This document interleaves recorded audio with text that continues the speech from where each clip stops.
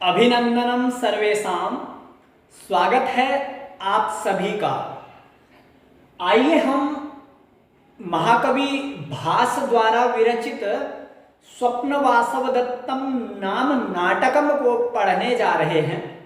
यह UGC net में लगा हुआ है और भी कई अन्य महत्वपूर्ण प्रतियोगी परीक्षाओं में भी इसका विभिन्न रूप से और अन्य कक्षाओं में भी इसको पाठ्यक्रम के रूप में लगाया गया है। तो हम प्रथम अंक पढ़ रहे हैं। तो संस्कृत विषय अध्ययन इस नाम के YouTube चैनल पर हमने इसके पूर्व 9 श्लोकों को पढ़ा करके वहाँ पर स्थापित किया है। आप सभी वहाँ प्लेलिस्ट में जाकर के खोज करके वीडियो ढूंढ कर देख सकते हैं। स्वागत है आप सभी का। तो आइए अब हम 10वां श्लोक पढ़ रहे हैं। तो 10वें श्लोक में यह प्रसंग चल रहा था कि जो महाराजकुमारी जो पद्मावती हैं वह आश्रम में आई हुई हैं और वहां पर कांचुकीय भी हैं और वहां पर वो योगंधरायण जो उदयन के प्रधानमंत्री हैं, योगंधरायण और वासवदत्ता दोनों भी वहां पर आते हैं, क्योंकि योगंधरायण वहां पर वासवदत्ता को पद्मावती के पास सौंपने के लिए आए हुए हैं। तो वहां पर पद्मावती आश्रम में दान पुण्य इत्यादि कर्म को करने के लिए आई है, क्योंकि वो धर्म को प्रेम करने वाली है। कहा है धर्माभिराम प्रिया।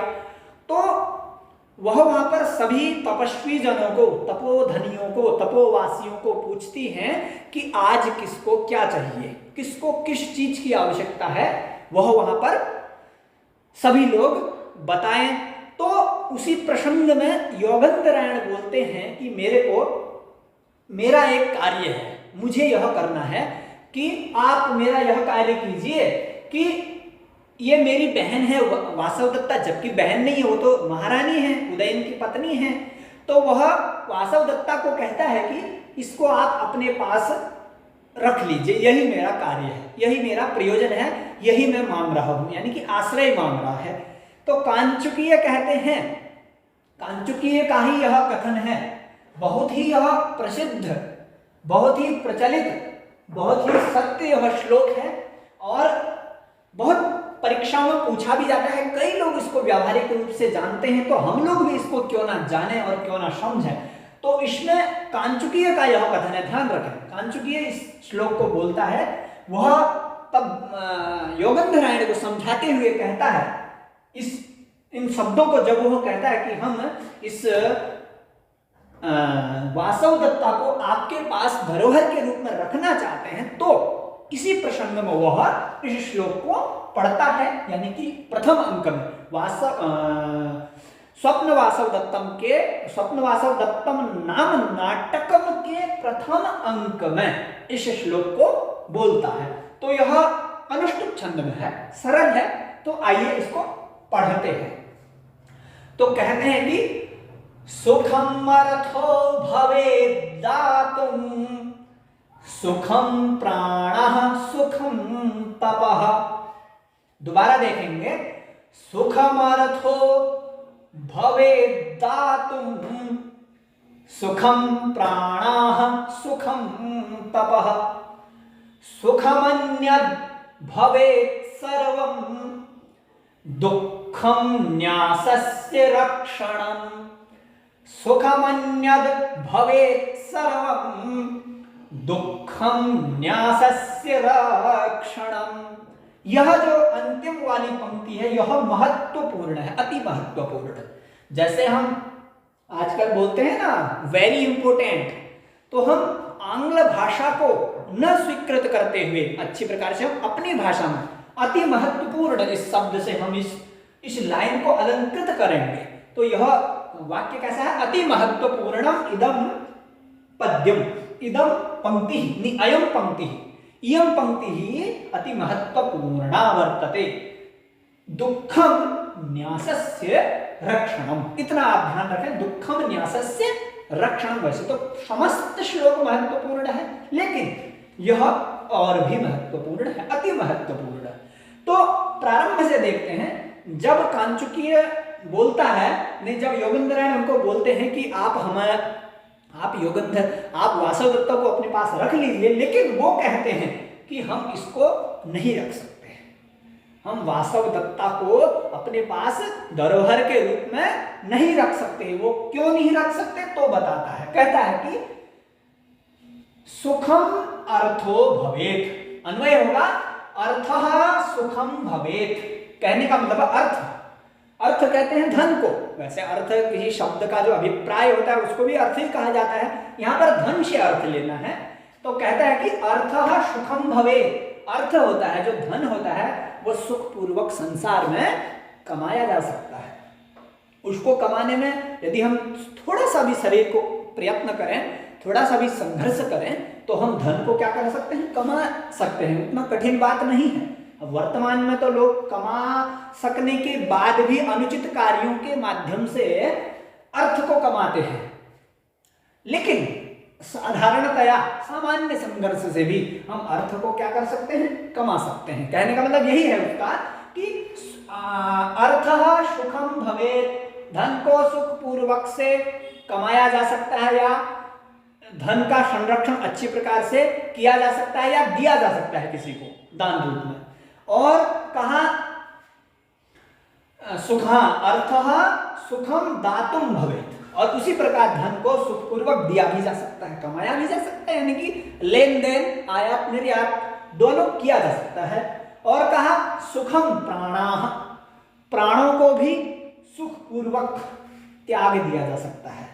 वैसे तो कह रखा है कि अपना शरीर सभी को प्रिय होता है, लेकिन कोई यदि किसी पर समर्पित हो जाता है, किसी के प्रति भक्ति में युक्त हो जाता है, तो प्राणों का भी दान वह दे देता है सुखपूर्वक। कोई उसमें अत्यधिक चिंतनीय विषय नहीं है, कष्टकारक नहीं है, क्योंकि एक ही बार प्राण जाएंगे, बार बार तो कष्ट आएगा नहीं। तो इस प्रकार प्राणों का भी त्याग कहने का मतलब है क्या है, सुखपूर्वक अकष्ट सहित ही किया जा सकता है। और तीसरी बात कही सुखम तपः, तप का फल भी हमें सुखपूर्वक प्राप्त हो सकता है।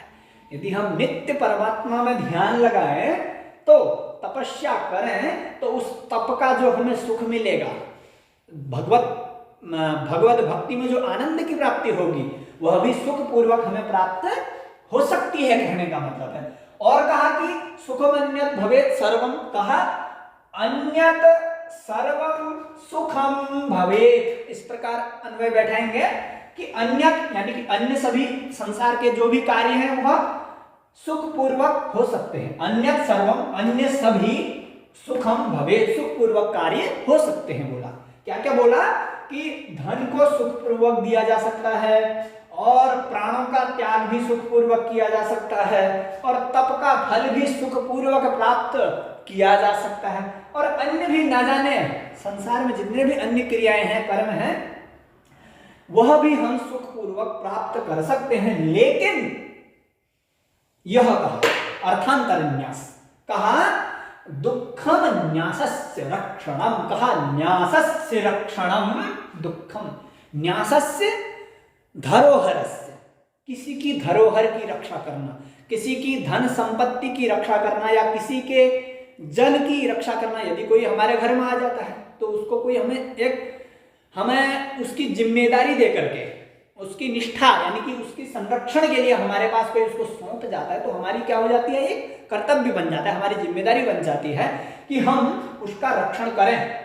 तो वह उस न्यास की रक्षा, और जैसे कोई हमें धन दे जाएगा, कहेगा मैं तुम्हें इतने दिनों के लिए इस धन को दे जा रहा हूं, आप इसको सुरक्षित रखना, कुछ दिनों बाद मैं ले जाऊंगा, तो वह बहुत ही कष्टकारी विषय है।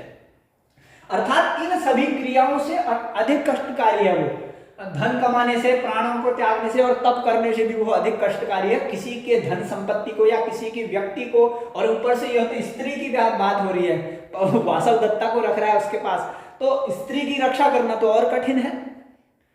तो क्योंकि यदि कोई स्त्री जन सुन रहे हो तो क्षमा करें, क्योंकि इसी नाटक में आगे एक वाक्य आता है, स्त्री स्वभावस्तु कातरः, स्त्री स्वभाव से क्या होती है, थोड़ा अधीर होती है, तो इसलिए कहा है। तो वो भी स्त्री भी धन रूपी है, स्त्री कोई सामान्य चीज नहीं है, क्योंकि वह भी धन है, धरोहर है, न्यास है, तो उस स्त्री का, यानी कि किसी भी न्यास रूपी, किसी की धरोहर का, किसी की धन संपत्ति का, किसी की दूसरे की वस्तु पर वस्तु का रक्षणम, रक्षा करना क्या होता है, दुख पूर्वक होता है। कहने का मतलब यह है। आप वैसे भी प्राय संसार में देख लीजिए, यदि कोई हमें कहता है कि आप इस, या किसी को कहते हैं यार इस बात को इसको कह देना, तो जब तक हम उस बात को उसको नहीं कह देते हैं, उसका जवाब उसको नहीं पहुंचा, तब तक हमें अंदर एक बोझ जैसा लगता है, यार हमें वह बात कहनी है। तो वह भी, तो उसी प्रकार वो भी न्यास रूप में ही है दूसरे का। तो उसी प्रकार दूसरे के न्यास की रक्षा करना, दूसरे की वस्तु की, धन संपत्ति इत्यादि की रक्षा करना, वह बहुत ही क्या होता है, कष्टकारी होता है। इसी प्रकार की सीख को यह श्लोक देता है। तो इस श्लोक के माध्यम से हम जानेंगे कि हमें इन चीजों को सुखपूर्वक किया जा सकता है, अर्थात करना चाहिए, और किसी की अत्यधिक धन संपत्ति पर हमें आसक्त नहीं होना चाहिए, क्योंकि वह कष्टकारी होता है। कह रखा है एक ये हितोपदेश में श्लोक है, मातृवत परगारेषु पर द्रव्येषु च लोष्ठवत्, पर द्रव्येषु च लोष्ठवत्। जो दूसरे का धन संपत्ति है, दूसरे का द्रव्य है, उसको हमें किस प्रकार मानना चाहिए, मिट्टी के समान, व्यर्थ पत्थर के समान हमने समझना चाहिए। वही पंडित कहलाता है। आत्मवत् सर्वभूतेषु यः पश्यति स पंडितः, इस प्रकार से वह श्लोक है। तो आशा है आप सभी को श्लोक का भावार्थ समझ में आया होगा। तो एक बार श्लोक का उच्चारण पुनः कर लेते हैं। कहा, सुखम अर्थो भवेत् दातुं, सुखम प्राणः सुखम तपः, सुखमन्यत् भवेत् सर्वं, दुःखम न्यासस्य रक्षणम्। ध्यान रखें, यह जो उक्ति है यह कांचुकीय, कांचुकीय उक्तम इदम श्लोकम, कांचुकीय, कांचुकीय, इसके जो लेखक हैं, नहीं, इसके जो प्रवक्ता हैं, इस श्लोक को कहने वाले जो हैं, तो यह कांचुकीय हैं। तो कह सकते हैं, परीक्षा में आ सकता है, दुःखम न्यासस्य रक्षणम इति कथनम केन उक्तम, किसने कहा है, तो कांचुकीय न, इस पर हमने उत्तर को लगा देना है। तो इसमें अनुष्टुप छंद है और अर्थांतरन्यास शायद अलंकार होगा, आप देख लीजिएगा।